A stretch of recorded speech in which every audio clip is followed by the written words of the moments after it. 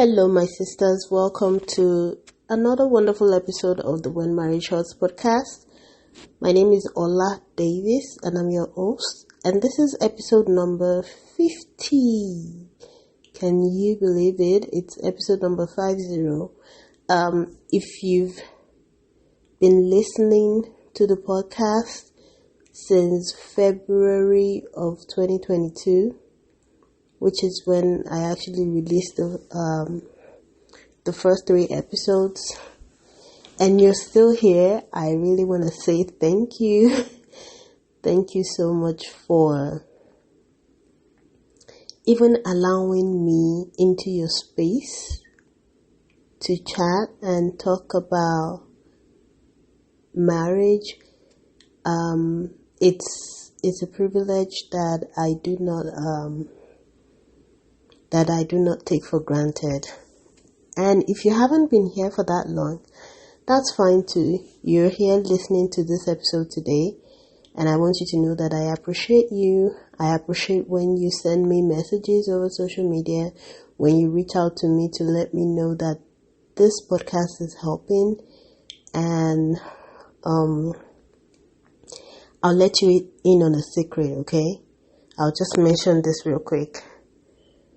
When I started this podcast about a year ago, or a little over a year ago, I was scared to death. I know you probably would never believe that, because I sound like all strong and confident on a podcast, but it's taken me a while to get to where I'm at now. So when I think back to that time where I was really scared of telling my story, even though even though on the podcast I don't use my ex's last name, like I don't use my married name, which was deliberate, of course, but I was still somehow scared. And sometimes people who have not experienced abuse don't understand that. Like, what are you scared of? You think your husband's gonna do what exactly? I wasn't sure what I was scared of. I just knew I was scared of actually going public and sharing my story with people. And I recorded episodes of the podcast, and I just didn't release it. And I kept telling God, you know what, maybe when the divorce is final, maybe I'll release these episodes. But I kept feeling this nudge from the Holy Spirit to just trust God and go ahead and release it. And that it's really not about me. It's about, the hundreds of women that are going to be helped by this. So that was what helped me get over that fear of telling my story. Knowing that it's not about me, it's about the people that are going to be helped by this. So I held it back for weeks and weeks, and then in February, because I started recording episodes as early as right after my separation, maybe in November of 2021. But I didn't actually, the episodes did not go live until February of 2022. Anyway, so I just shared all of that with you for you to know that everyone feels scared when it comes to living an abusive relationship. It's not just you. It's not, in fact, if a person doesn't feel some level of fear or dread in living, I would wonder if they were really being abused. So, if you feel that way, I just want you to know that I felt that way once too. I felt that way about releasing these episodes. And now we're talking about episode number 50. So I'm glad that I'm still here. I'm glad that you're here with me. I'm glad that you're finding the podcast helpful. So that was a really long intro. It's episode number 50, and this one I just want to share with you. So on the last episode, I told you that I had gone on a vacation to Mexico. It was a super short vacation, by the way. I was there for maybe all of 3 days. So I want to talk more about that on today's episode. I was in Cancun, Mexico. I had fun. I was able to do stuff that I had always wanted to try, but when you're busy surviving abuse, going on a vacation is not a priority. Celebrating birthday, I don't know about you, but my birthdays haven't been a thing in years. It wasn't something that was celebrated in my marriage. It just wasn't a priority, sadly. But this year, I wanted to celebrate my birthday, but not with a party, not with inviting people over and have to cater to meals and stuff. No, I wanted it to be a celebration of myself for myself. So that was why I went on this trip to Mexico. It was the reason that I went all out to do a photo shoot. And anyway, so what I want to talk about on today's episode is the fact that I had a couple of people ask me why I went on vacation by myself. I think I didn't think it was odd, but apparently there are people that think it's kind of odd to go on vacation by yourself. Because even if you don't have a spouse, they feel like you should go with a friend or something like that, or a sibling if you have a sibling. And, people ask me that, and I was just like, well, I just wanted to go on this one by myself, blah, blah, blah.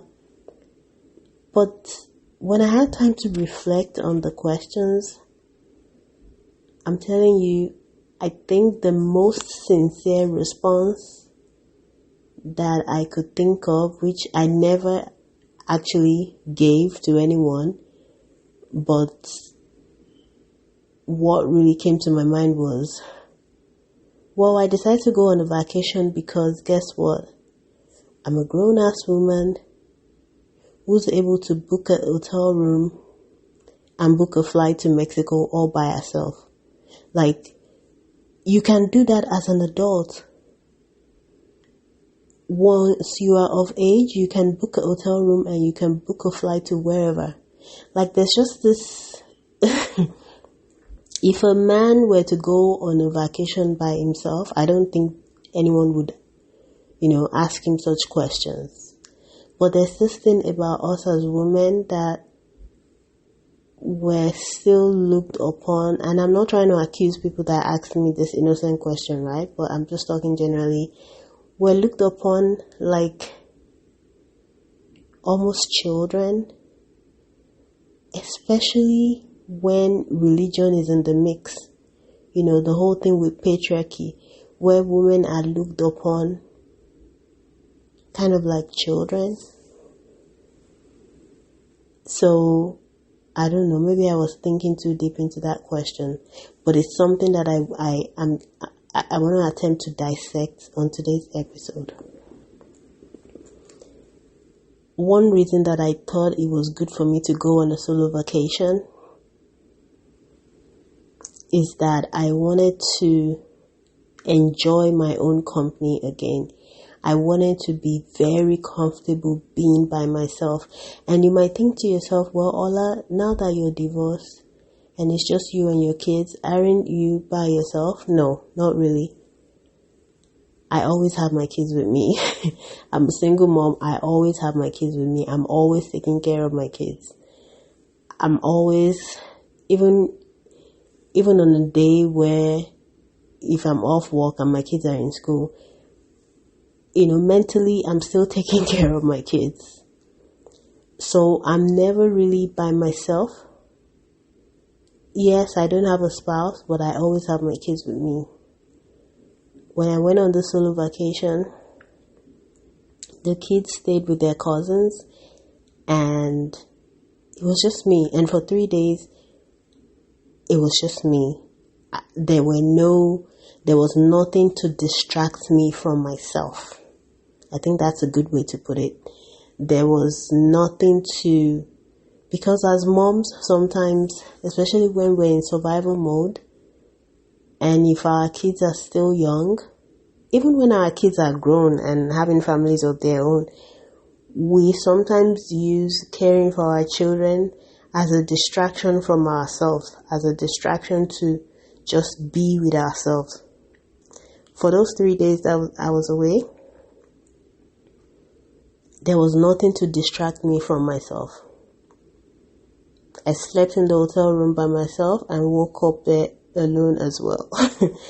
Yeah, I did some fun activities, but I did those things that I did. I enjoyed doing them by myself. There wasn't a moment where I was like, oh, I wish I had such and such friend so that we could share this memory. No, I wanted to have the memory for myself. Subsequent times, if my friends are game, we could go on vacation together, right? But I wanted this to be just me, by myself, for me. And the reason why that was important to me is because I cast my mind back to when I started dating my ex-husband right out of college. One of the reasons that I think I jumped into that relationship so quick was because I was sick and tired of being alone. Mind you, I was still pretty young. I was, how old was I then? I was maybe 22. Yeah, 22, 23 when I started dating him. And for some weird reason, I had this fear that I was going to end up alone. Because at age 22, I'd never had a boyfriend. So I'm thinking to myself, what if I still don't have a boyfriend well into my 30s? Like, I just started having this unrealistic, strange fears. What if I never have a boyfriend? What if I have a really hard time finding a husband? And then this guy comes along. So I think I felt like I was in love and everything, but I think I might not have been too quick to jump into that relationship if I wasn't scared of ending up alone. So that's one of the reasons why now I want to make sure that's not a fear, that's not a thing for me anymore. I want to be in a place where if I never remarry, if I never get married again, I can still live a fulfilling life. I can still be joyful. I can still have a happy life. I can still live a full life and be content and have a sense of fulfillment and satisfaction as a single woman.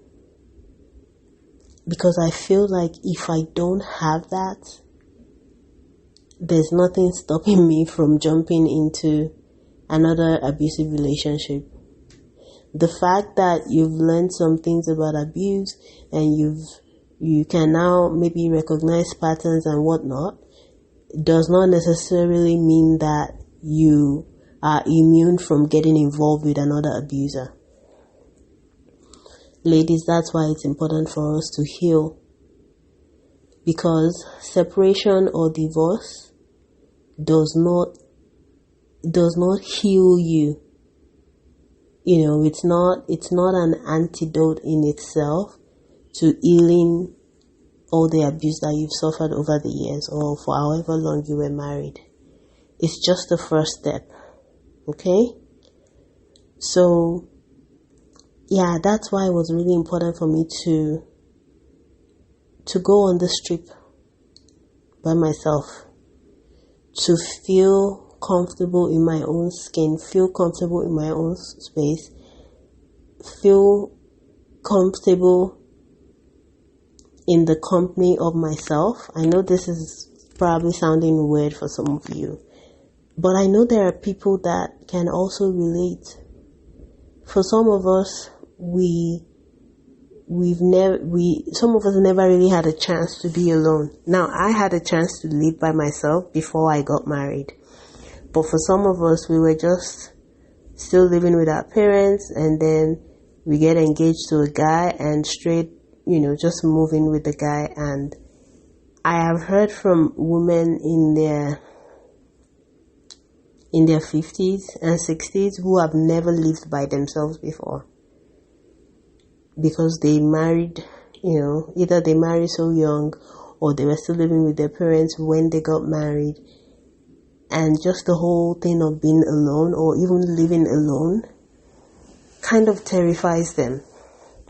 Not in the sense of thinking that maybe someone's going to attack you in your own apartment or that you're not safe.